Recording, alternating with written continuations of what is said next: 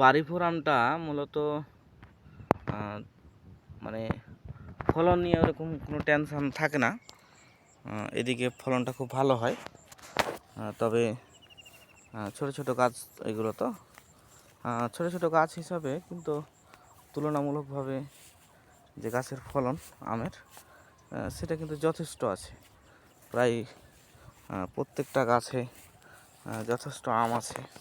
দেখেন আমগুলো সাইজ এখন অলরেডি মানে মোটামুটি কোয়ালিটি প্রুফ সাইজের মধ্যে আসছে।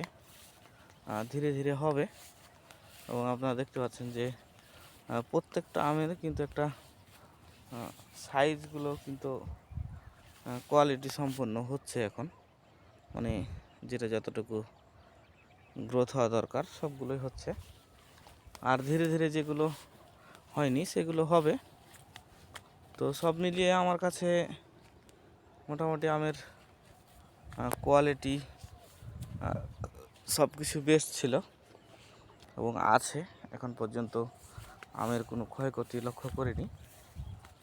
তবে প্রাকৃতিক যদি কোনো দুর্যোগ না হয় অর্থাৎ ঝড় বৃষ্টি, কিন্তু আমের যে ফলনটা সেটা যথেষ্ট হবে।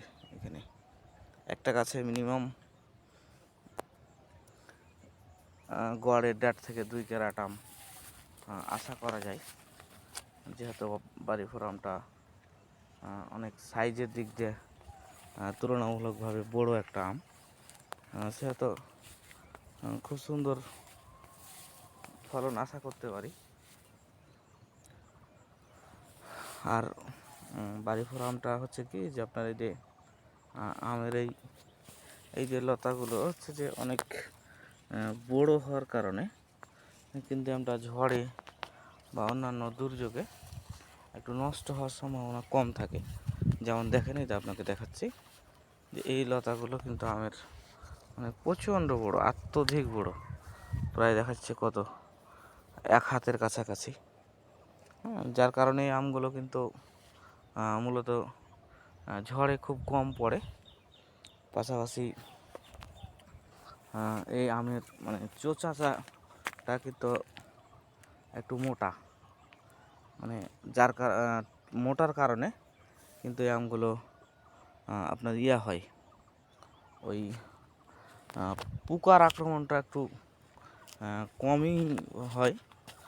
সেটা অ্যাকচুয়ালি জমি ভেদে বা পূর্বের যে জমিতে কীটনাশক ব্যবহার একটা ব্যাপার আছে, সেগুলো ভেদেও যদি হয়, কিন্তু মূলত এটাতে হচ্ছে কি যে আমটাই মানে জন্মগতভাবে আমটাতে কম হয়। আপনার হচ্ছে যে পোকার আক্রমণটা আমি কম দেখেছি। তবে যথেষ্ট ভালো, কিছুদিন পর কালার আসা শুরু হবে টুকটাক। বাড়িপুর খুব অতিরিক্ত কালার আসে না, তারপরও টুকটাক সুন্দর একটা লুক দেখা যায়। তো ধন্যবাদ সবাইকে।